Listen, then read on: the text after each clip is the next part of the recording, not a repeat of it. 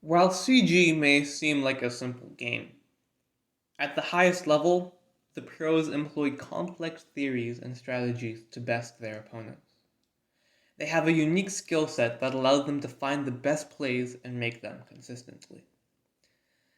To pros, CG is not just an HCCG, it's a chess match. Alright, let's get right into it. Number 5. The best CG pros in the world read their cards. Yes, you heard me right. They read every single card that gets played against them. In fact, they even know what all the cards in their deck do before the game has even started. This difficult but important skill allows them to optimally react to their opponent's plans because they know what their opponent's cards do.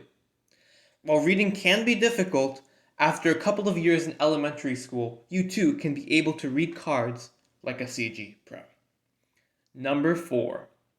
For the pros, it's not just about reading cards, it's about knowing the rules.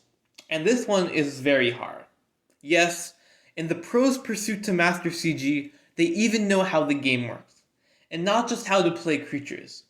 They know how attacking works, and how activators work, and how deck out works.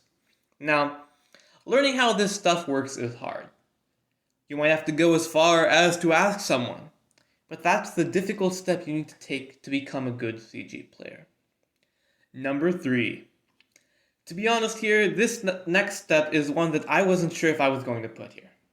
It's so difficult that even the best have yet to perfect it. Still, with a lot of hard work, this next skill is theoretically possible, and boy is it helpful.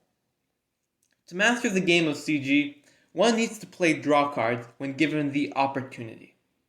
If it's the start of their turn and they have a Relic Mine in hand, they play it. They almost never forget. Also, the pros always check to see if they can play Cosmic Treasure, sometimes more than once per turn. I know, it's hard to believe, but it's true. They really are masters of this game. This important advantage allows the pros to have cards in their hand that other players would not.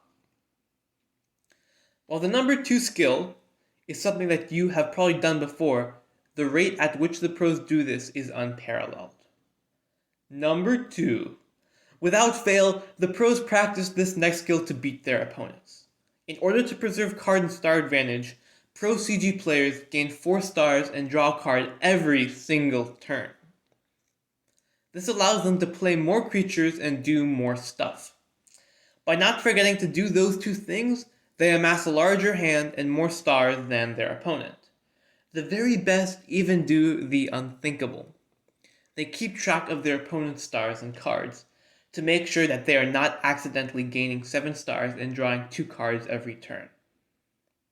While to the average player, these changes in stars and hand size are imperceptible, the keen-eyed pro notices everything. Okay, so before I get into the number 1 skill, there are a couple of honorable mentions I wanted to talk about. CG pros may also have a Pokemon PFP, net deck Soft 26, play a good deck, deny ever being wrong, deny takebacks, be elitist, constantly criticize Zack in his game, eat Vegemite, have an inflated ego, and play a 34 card deck. Number 1.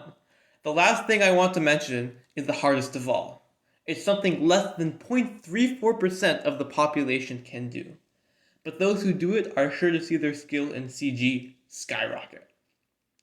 CG pros play the game more than one time.